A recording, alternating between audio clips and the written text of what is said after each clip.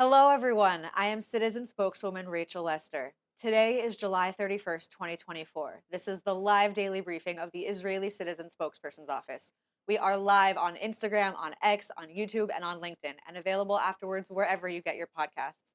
Please start submitting questions in the chat, and as always, like and subscribe to help us reach a wider audience. Today is day 299 of the October 7th war and the Hamas hostage crisis. Two vicious leaders of two heinous terrorist organizations are no longer with us. Ismail Haniyeh was an arch-terrorist, a leader of the Hamas terror organization that raped and murdered on October 7th.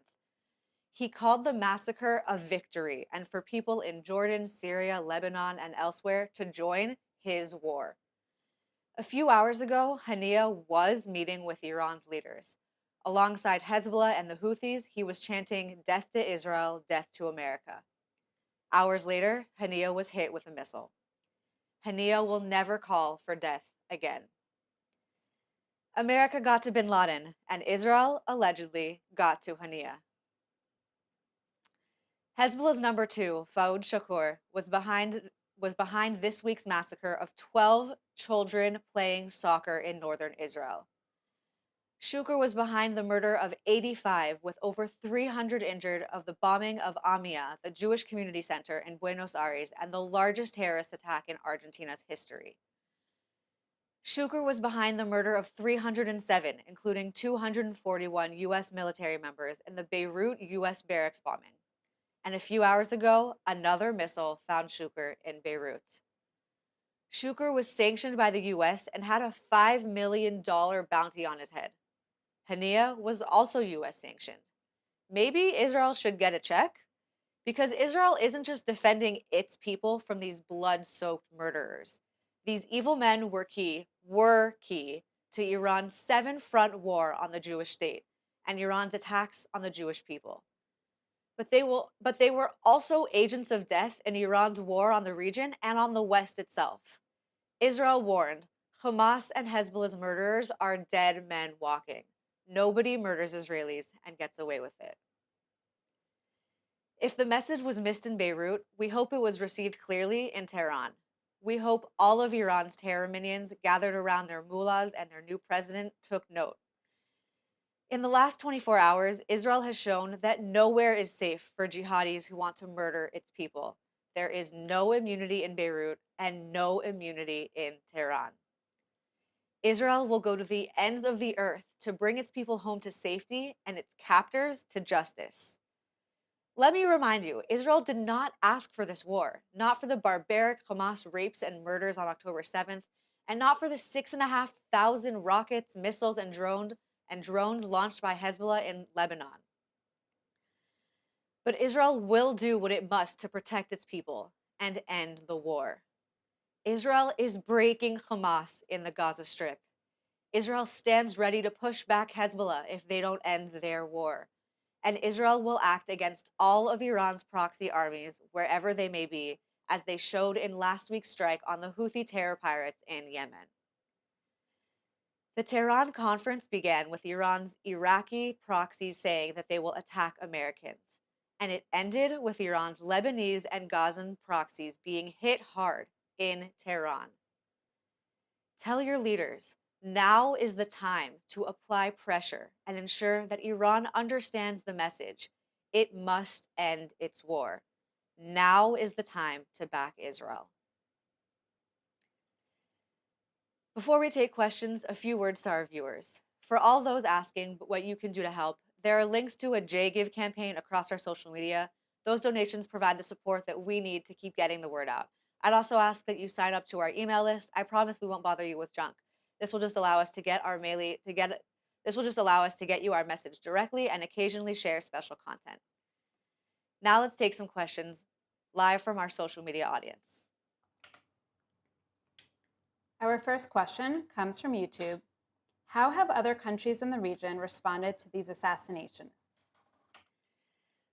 Would you be surprised if I said that other countries in the Middle East are not reacting well to the assassinations of the leaders of two biggest terrorist organizations attacking Israel on a daily basis?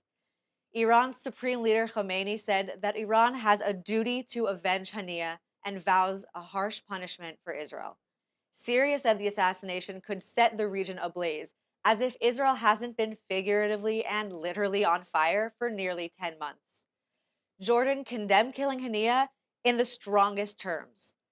The Prime Minister of Qatar said, "How can the mediation succeed when one side assassinates a negotiator?" He then said, "Peace needs serious partners and a global stance against the disregard for human life."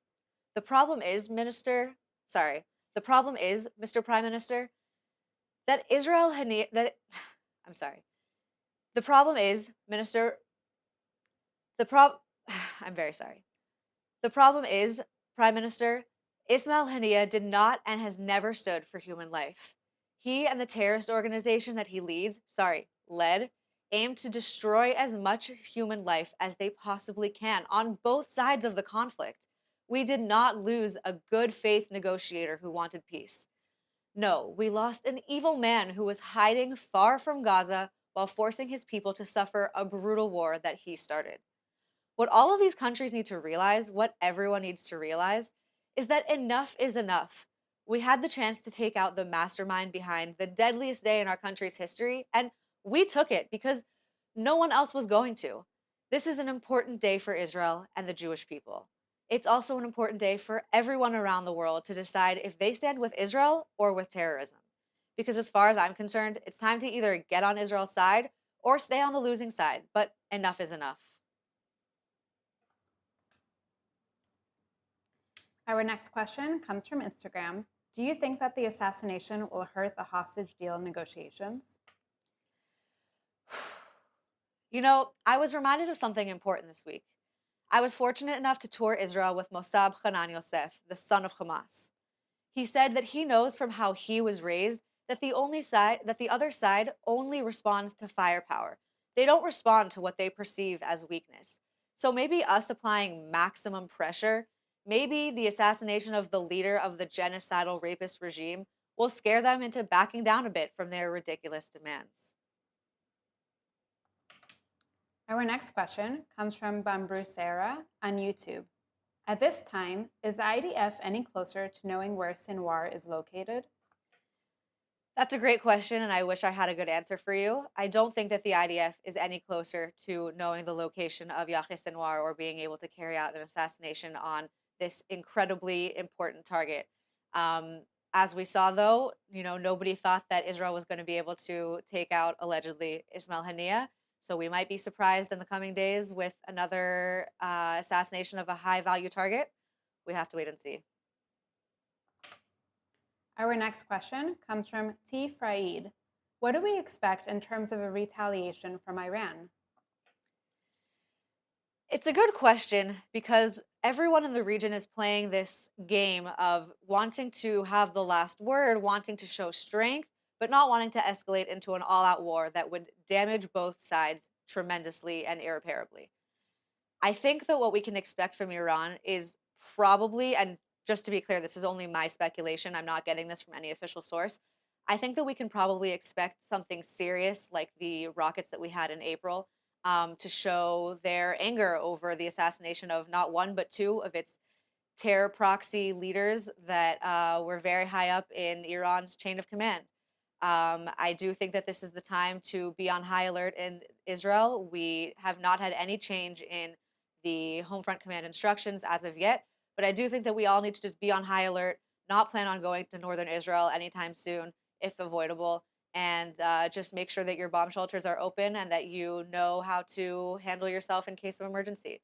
So I think that we will see an escalation that we don't want. I don't think that we are going to be able to have the last word, unfortunately, but we will have to wait and see just how strong it is and if it will be something that will be impossible to walk back from or if we will be able to continue with the status quo.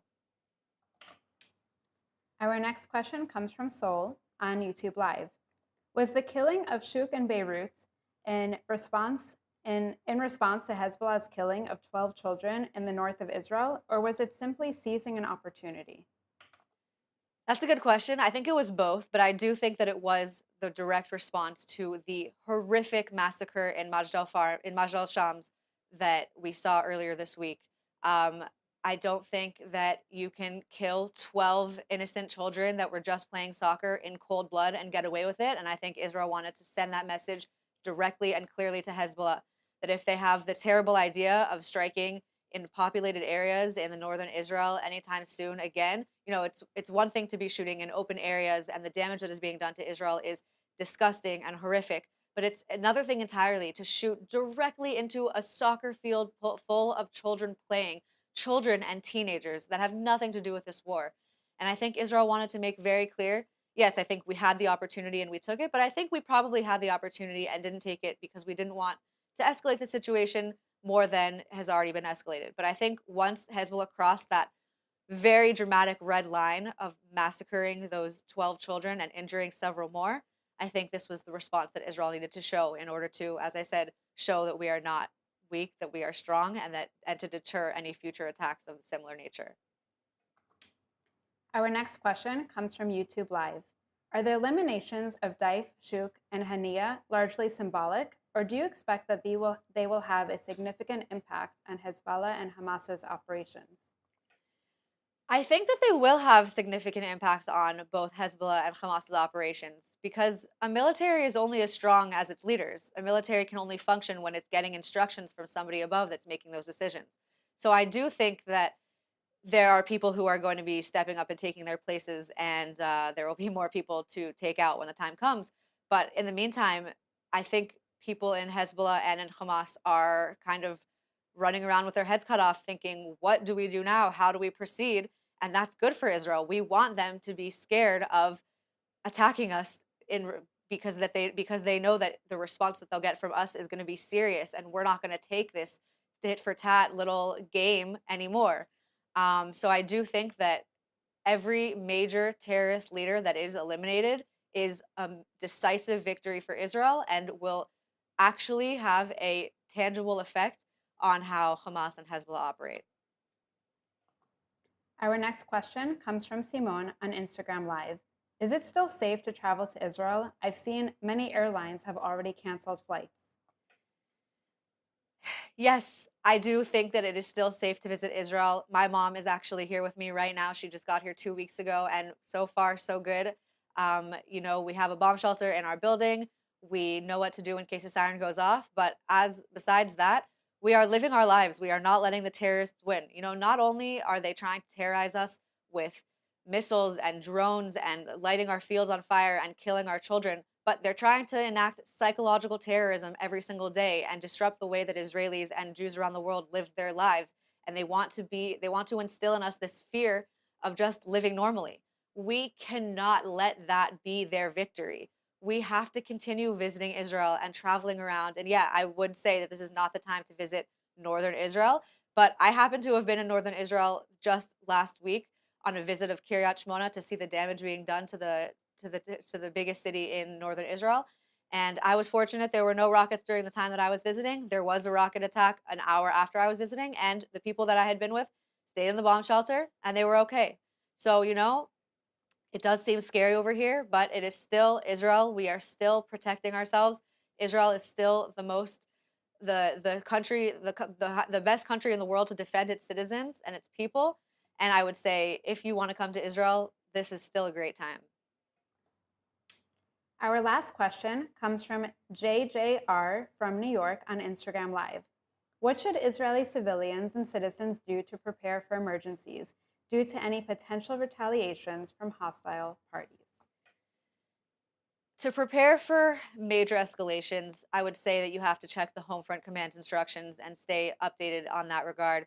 But besides that, it's always a good idea to stock up on bottled water, unperishable food, non-perishable food, and any other essential items that you might need, such as medications or charging all of your devices and your devices' external chargers to make sure that if we go out, if we lose electricity, that we would be able to function for a few days, however long it might be.